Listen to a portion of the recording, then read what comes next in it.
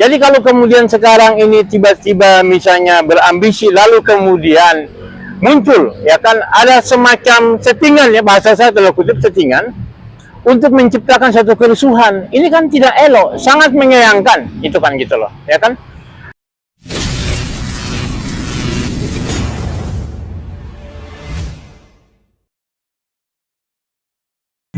Sebuah pemandangan yang tak sedap untuk disaksikan masyarakat Indonesia, terjadi pada Jumat tanggal 12 Juli tahun 2024 di sidang paripurna DPD RI dengan agenda pengesahan tata tertib yang di dalamnya juga mengatur pemilihan paket pimpinan DPD RI periode 2024 hingga 2029. Pasalnya, terjadi kericuhan di saat Ketua DPD RI Lanyala Mahmud Mataliti bersikeras akan mengesahkan tata tertib tersebut. Dari keterangan yang dihimpun, tata tertib yang akan disahkan itu sebenarnya telah melalui serangkaian proses sebagaimana diatur dalam tata tertib dan tata cara persidangan. Diawali dengan rapat pimpinan yang membahas tentang pokok-pokok materi yang akan dibahas di sidang paripurna, dan hasilnya dibahas di panitia musyawarah alias Panmus. Panmus ini selain dihadiri pimpinan DPD, juga dihadiri pimpinan alat-alat kelengkapan yang ada di lembaga itu, sehingga rapat Panmus tersebut sebenarnya sudah merepresentasikan semua anggota DPD. Hasil rapat Panmus itulah yang dibawa ke sidang paripurna yang ricuh tersebut. Tak ayal, kericuhan di DPD RI itu menjadi sorotan berbagai pihak, termasuk dari Direktur Gerakan Perubahan Muslim Arbi. Dia menduga kalau kericuhan itu merupakan sebuah settingan karena ada yang takut gagal menjadi Ketua DPD RI periode tahun 2024 sampai tahun 2029 jika tata tertib itu disahkan. Lebih jauh, Muslim juga curiga ada agenda lain di balik itu, yakni karena Lanyala termasuk figur yang kencang menyuarakan agar Indonesia kembali ke Undang-Undang Dasar 1945, dan kericuhan itu diduga menjadi serangan terhadap Lanyala atas keinginannya itu.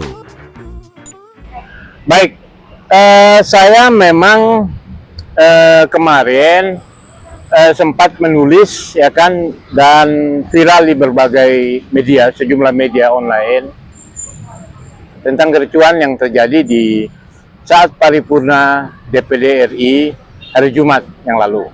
Nah, begini, kita kan mestinya sebagai lembaga bangsa yang menjunjung demokrasi, ya kan? Demokrasi itu kan menuju kepada satu kondisi kematangan, ya kan? Jadi bangsa ini semakin maju, semakin demokratis, kita semakin matang. Kematangan dalam demokrasi itu ditandai dengan sikap mentaati aturan, ya kan? Nah, mentaati aturan itu diantaranya adalah mentaati tata tertib yang sudah dirumuskan bersama dan disepakati bersama oleh DPD menjadi acuan dalam rangka pemilihan ketua DPD yang baru. Nah, jadi yang menjadi persoalan adalah tatib itu sudah disepakati bersama, dibawa ke paripurna DPD, kemudian tatib itu menjadi acuan ya kan untuk pemilihan ketua DPD yang baru, ya, tetapi tiba-tiba muncul ya kan beberapa orang yang kalau saya tidak salah paham itu kan memang ada tokoh yang saya melihat di situ memang punya ambisi ya kan untuk menjadi ketua DPD menggantikan Lanyala Mataliti. Itu sah-sah saja. Cuman tokoh yang bersangkutan ini kan juga sudah diberi sanksi, ya kan? Saudara Fadlil Muhammad itu kan sudah diberi sanksi. Nah, jadi kalau kemudian sekarang ini tiba-tiba misalnya berambisi lalu kemudian muncul, ya kan, ada semacam settingan, ya bahasa saya tanda kutip settingan untuk menciptakan satu kerusuhan, ini kan tidak elok, sangat menyayangkan, itu kan gitu loh, ya kan? Kenapa saya menyayangkan? Mestinya tatib yang sudah disepakati menjadi acuan dalam paripurna itu jangan kemudian memunculkan kericuan-kericuan yang seperti kemarin itu, ya kan? Jadi kelihatan betul itu disetting, ya kan? Settingan untuk membuat kekacauan, kericuhan, dan menurut saya mereka itu harus diberi sanksi. pelanggaran etis itu harus dipanggil oleh Badan Kehormatan untuk diberi sanksi, ya kan? Kenapa? Karena dasar daripada itu adalah sudah ada tata tertib. Tiba-tiba datang mereka dalam paripurna, kemudian terjadi interupsi, lalu kemudian datang merampas mic dan sebagainya. Nah, kita ini kan LP itu kan lembaga terhormat. Kok melakukan tindakan-tindakan yang tidak terhormat dan kesannya norak gitu loh kan? Kesannya lembaga ini kayak sidang preman, kan nggak bisa seperti itu gitu loh, ya kan? Nah, jadi inilah yang kemudian saya sayangkan, bahwa lembaga DPD yang dihasilkan oleh reformasi itu, ya kan, yang berjalan sudah sejak reformasi 98 sampai hari ini, ya kan, sudah sekitar 26 tahun, ya kan, itu mestinya harus lebih tambah matang, itu loh, ya kan. Dan mereka itu kan tokoh-tokoh yang terhormat, ya kan, public figure, ya kan? Tapi kemudian memperlihatkan seperti itu. Loh, yang dikejar itu apa? Kan jabatan. Bukan ribut mempersoalkan tentang persoalan-persoalan yang sekarang diderita oleh rakyat, kepentingan rakyat banyak, ya kan? Bukan itu, bukan menurut saya. Ini kan adalah satu insinuasi, satu keadaan di mana mereka menciptakan prakondisi. Itu kan seolah-olah ingin mendelegitimasi, kalau kelihatan saya itu kan. Kepemimpinan Lanyala Mataliti sebagai ketua DPD sekarang ini. Justru ini berbalik.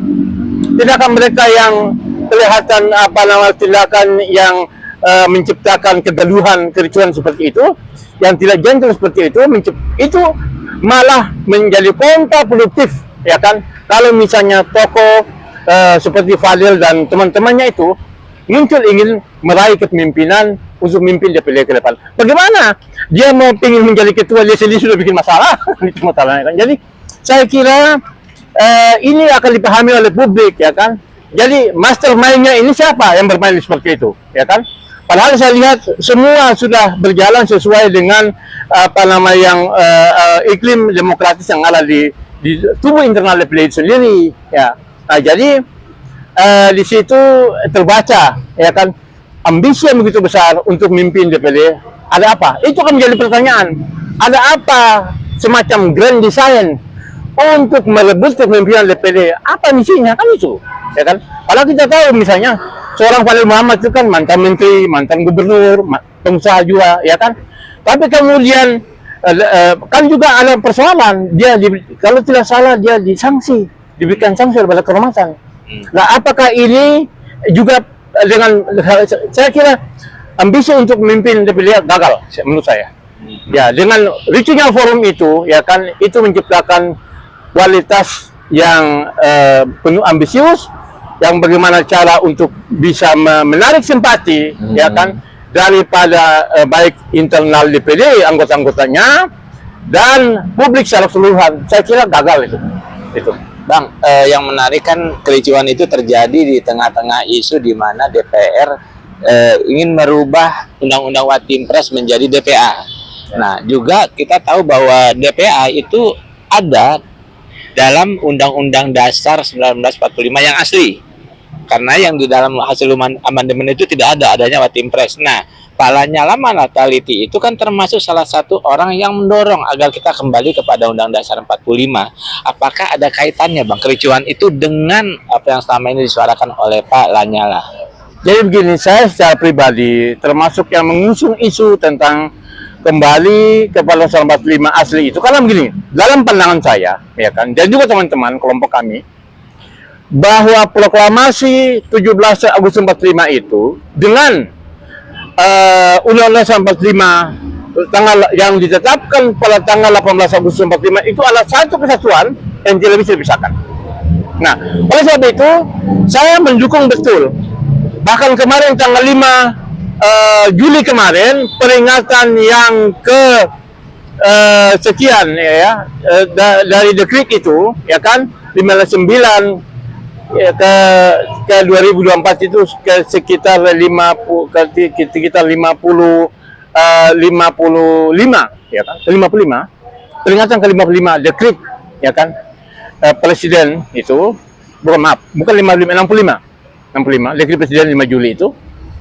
Jadi ini kan kembali Undang-Undang 45 asli. Nah, selama ini perjuangan yang dilakukan oleh Lanyala Mataliti memimpin DPD untuk berupaya mengembalikan itu, ini satu perjuangan yang suci, yang mulia, yang luhur, yang harus didukung.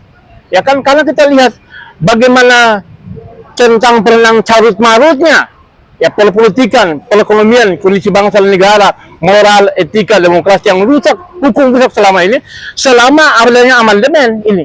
Nah, jadi mestinya kan ini harus juga disikapi oleh DPD dalam hal ini, ya kan, yang dimana upaya DPR untuk mengembalikan One Team Press kepala DPD itu sebetulnya saya juga menyampaikan kritikan ke kepala DPR. Kenapa DPR tidak sekaligus mendukung isu, ya kan, yang disampaikan oleh Lanyala Mataliti untuk kembali kepada Pasal 45 asli agar supaya adanya DPA. Karena begini kan, di undang-undang itu ada DPA, ada GBHN, kemudian mengembalikan MPR sebagai lembaga tinggi negara. Ya, nah ini sebetulnya kan, jadi kenapa kau sepotong-sepotong? Kenapa hanya bicara masalah DPA? Kenapa tidak bicara masalah secara keseluruhan, mengembalikan DPR kepala sebagai lembaga tertinggi negara, kemudian negara punya garis-garis besar haluan, ya kan? Jangan mengikuti kampanye presiden yang banyak tipu bohong-bohongnya itu, ya kan? Banyak janji-janji politik yang palsu, ya kan, gitu loh. Yang itu kan merusak. Nah itu. Nah, jadi saya kira ini juga mestinya kalau kelompoknya Fadel, ya kan, mau ini, mesti ini juga dibicarakan, jangan bikin itu, gitu loh, ya kan? Itu, jadi memperjuangkan kembali ke Pasal 45. Jadi kalau upaya menjegal Lanyala Mataliti dalam isu ini, saya kira mereka ini jangan-jangan bagian dari antek-antek, ya kan? Antek-antek yang berusaha menghalangi, ya kan, kembali kepada Pasal 45 asli agar supaya bangsa ini kembali kepada jati bangsanya. Bukan sebagaimana sekarang ini terjadi pilpres langsung keluar uang, kemudian beli suara dan sebagainya, kemudian terjadi kerusakan rakyat itu, kemudian akhirnya dia hanya dilihat sebagai kambing tongek, misalnya seperti itu kan, dibeli suara yang sudah itu bola putus ditinggalin. Nah ini kan kerusakan. Nah mestinya kelompok-kelompok yang berusaha menjegal Lanyala itu harus berpikir di masalah ini. Jangan mau merebut jabatan ketua DPD dengan cara menciptakan kericuhan. Ini kan norak ini. Itu cara-cara preman namanya, seperti itu menurut saya. Jadi saya kira ini cara yang salah yang dilakukan oleh kelompok-kelompok yang ambisius yang ingin merebut, dan ini adalah upaya untuk menjegal Lanyala agar supaya ide besar di mana kembali kepada Pasal 45 itu sudah menjadi satu isu lembaga negara, DPD itu mau disembeli sama mereka. Kan jelas apa misi, dan jadi sudah benang-benang kita ketahuan betul, gitu loh. Jadi saya kira itu. Jadi kalau misalnya sekarang ini teman-teman di DPD, ya kan, yang berupaya untuk menjaga Lanyala itu identik dengan berupaya mencegah agar supaya jangan sampai isu kembali kepada Pasal 45 asli ini gagal. Itu. Nah, terus Bang, terhadap kericuan itu apa yang harus dilakukan oleh Pak Lanyala terkait, apakah dia perlu melaporkan ke Badan Kehormatan atau seperti apa menurut Bang? Nah, saran saya agar supaya ini kericuhan ini siapa-siapa kan gampang teridentifikasi, siapa-siapa yang muncul di situ, itu harus dibawa ke Badan Kehormatan. Agar maksudnya tujuannya apa? Ini kan tadi sudah jelas, ya kan? Kenapa harus pakai rebut Michael? Kenapa bikin kericuhan, keributan dan lain sebagainya, instruksi dan sebagainya, gitu loh. Ini kan jelas-jelas memperlihatkan sikap politik yang menurut saya norak, ya kan? Sikap politik yang ambisius, ya kan, merusak. Itu kan mereka sendiri bukan merusak DPD, mendelegitimasi dirinya sendiri, merusak diri mereka sendiri. Ada kepentingan dengan menciptakan kericuhan dalam sidang paripurna DPD RI hari Jumat kemarin itu. Nah, harapan Abang nih terhadap para anggota DPD yang merupakan perwakilan dari setiap daerah apa, Bang? Sebetulnya begini ya, kalau di Amerika posisi DPD itu, senator itu kan sejajar, ya kan, dengan parlemen, dengan DPR. Tapi kita di sini kan tidak, ya kan. DPD itu selama ini kita tahu anak tiri, ya kan, hidup sekarang masih tak mau. Tapi sebetulnya itu harus diperjuangkan bagaimana supaya posisi DPD itu bisa sejajar dengan DPR, punya hak yang sama. Begini, kalau kita lihat ya, sebetulnya seorang senator itu kan mewakili provinsi, mewakili daerah pemilihan, dibandingkan dengan seorang anggota dewan hanya dapil. Ya kan, satu provinsi misalnya 4 orang, satu provinsi loh. Nah, dia hanya dapil. Jadi saya punya itu lebih tinggi hak-hak seorang senator itu sendiri. Nah, jadi sebetulnya memang jika kembali kepada 245 DPD hilang karena tidak ada di 245. Tetapi ini kan bisa dikembalikan fungsi-fungsi mereka yang sudah terpilih itu dikembalikan ke MPR, mereka menjadi apa namanya anggota utusan utusan golongan ya kan, atau utusan daerah misalnya kan gitu. Nah, sehingga dengan demikian mereka tidak hilang karena dipilih langsung. Kalau partai politik kan milih gambar, milih partai. Kalau ini kan pilih orang langsung. Nah, kualitas orang langsung itu menentukan akan dipilih atau tidak. Itu. Nah, kalau partai kan masih pengaruh partai gitu loh. Nah, itu. Nah, jadi saya kira persoalan kerusuhan ini saya sarankan supaya dihentikan, jangan mencederai itu, dan jangan lagi bikin asumsi bahwa Lanyala Mataliti ingin menghancurkan, merusak DPD. Bukan itu. Apa yang dia kuat Lanyala Mataliti itu adalah dalam rangka bagaimana lompatan ke depan, bagaimana nasib depan kalau kemudian terjadi pemilihan langsung dengan mali politik seperti ini, bangsa akan hancur. Untuk menyelamatkan itu, jalan kembali memilih presiden. Itu harus lewat MPR, kemudian negara harus punya GBHL, ya kan, dan harus ada Dewan Pertimbangan Agung, ya kan, yang dipimpin oleh orang-orang yang membawa kualitas. Bukan kemudian Jokowi berhenti jadi presiden jadi ketua DPA, ngapain gitu loh, ya kan? Ya sekarang sudah rusak, menjadi ketua DPA tambah rusak itu lembaga DPA itu. Itulah. Ya, ada yang mau ditambahin, Bang? Bila mah? Ada yang mau ditambahkan, Sir? Nah, jadi begini, ya, jadi saya kira usul saya kepada teman-teman DPD, janganlah hanya kepentingan untuk merebut kursi kekuasaan ketua, tetapi berpikirkan nasib bangsa ini, ya seperti yang tadi itu disebutkan. Yang hari ini kita melihat bagaimana rakyat itu begitu menderita, dengan tekanan-tekanan dibuat oleh kebijakan, ya kan? Misalnya uang habur-haburkan ke DPD, mana ada kelompoknya Fadli itu bicara, itu loh, ya kan? Itu. Nah, atau misalnya DPR, memang undang-undang IKN itu dibuat antara presiden dan DPR, tetapi kalau sudah kepalanya DPR harus menebus dosa, kan itu tanggung jawab itu IKN itu. Bagaimana uang dihancurkan yang sekarang ini sudah jelas IKN itu akan menjadi rumah hantu dan seperti itu. Nah, jadi saya kira terpulang kepada nilai akal sehat ya teman-teman di DPD yang akan rencana mengadakan pemilihan ketua yang baru ini, ya kan, ya tolonglah, ya kan, jangan akrobat yang murahan seperti itu lakukan.